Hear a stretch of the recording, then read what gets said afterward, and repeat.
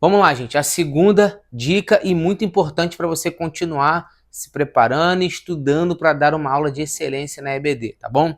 Busque significado de termos. Isso aqui é muito importante.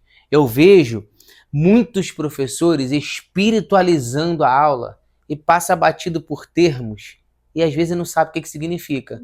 Eu trouxe aqui um exemplo que eu presenciei sendo aluno de uma escola dominical, de uma aula específica. Olha o exemplo que eu trouxe aqui para vocês.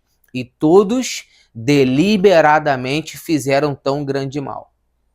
Eu estava assistindo uma aula em algum momento e o professor leu uma frase que esta palavra estava inserida no texto.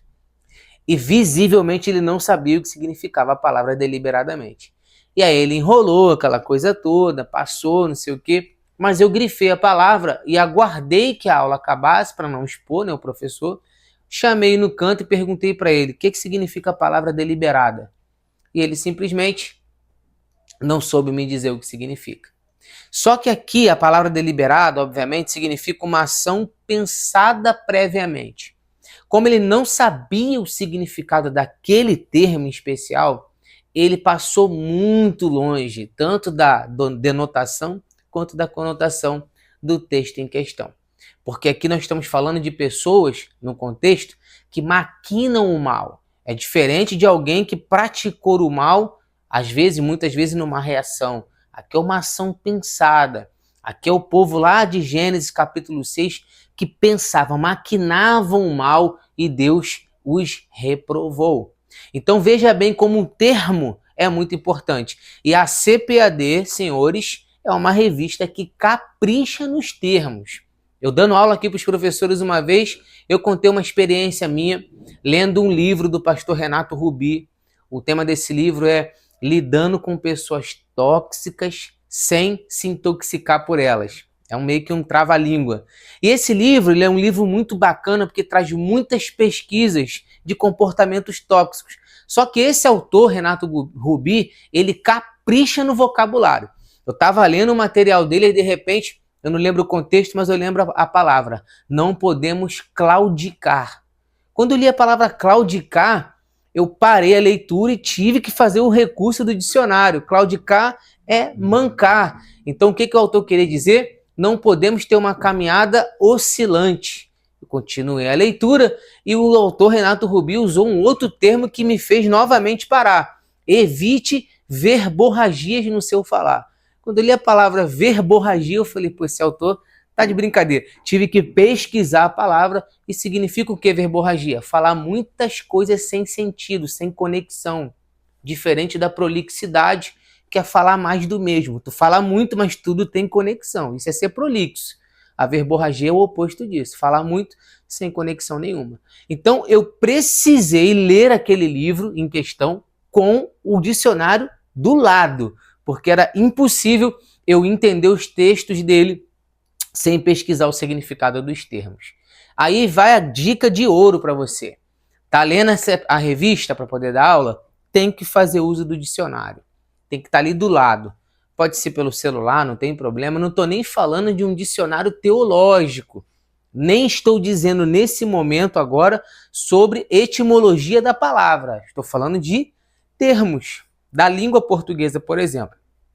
Se você quiser se aprimorar ainda mais, eu acredito que a própria lição da CPAD, via de regra, é assim que funciona. Se vem uma palavra de raiz hebraica, ou até grega, o próprio autor faz questão de expor o significado ali embaixo. Raramente vem uma palavra de origem hebraica, ou grego, até latina, que não vem um significado ali. Raramente. Isso acontece muito com leituras da própria Bíblia. Mas aí você precisa buscar o significado dos termos. Lembre de uma coisa, cuidado para que você não leia um termo e ache que aquele termo ali significa alguma coisa no contexto sem considerar todo o contexto. Todo e qualquer termo, você precisa olhar o contexto para entender qual é o enfoque do autor. Então essa é a grande dica aqui do nosso segundo ponto, tá bom? Não entendeu? Leia. Agora vai uma crítica pessoal e construtiva. É inadmissível que um professor de escola bíblica dominical adentre a sala de aula com a revista em mãos, sem saber o significado de nenhum daqueles termos. Ah, tu já passou por isso, professor? Já passei por isso. Inclusive, tem até uma história engraçada, que quando eu li ao vivo com a turma, que eu não tinha lido em casa, passei por um termo que eu não fazia a menor ideia do que significava. Fui o quê? Na enrolação. E por dentro pensando, tomara que ninguém me pergunte o que significa isso.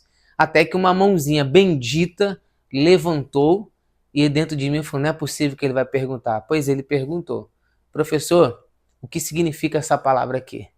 Aí para sair bem na foto, o que eu fiz? Deixei para pesquisar com vocês aqui agora. Mas aí fiquei mal depois, tanto pela minha atuação, porque foi um jeito que eu achei de sair ali, mas saí mal, depois eu mesmo fiquei mal com isso, tanto pela questão de me sentir no sentido ali relaxado, e eu fui relaxado. Então, as dicas que eu estou te dando são dicas que eu coloquei em prática na minha vida enquanto aluno, enquanto professor, e isso mudou totalmente a minha trajetória. Então, não tenha preguiça de pesquisar termos. Procure saber o que significa cada termo para que você consiga compreender melhor, tá? Não existe compreensão, tá aí, ó, não existe compreensão sem buscar significado de termos, não existe. Se você não sabe o que significa, automaticamente você não vai entender a sentença daquele texto, tá bom? A segunda dica que vale ouro para você preparar melhor a sua aula.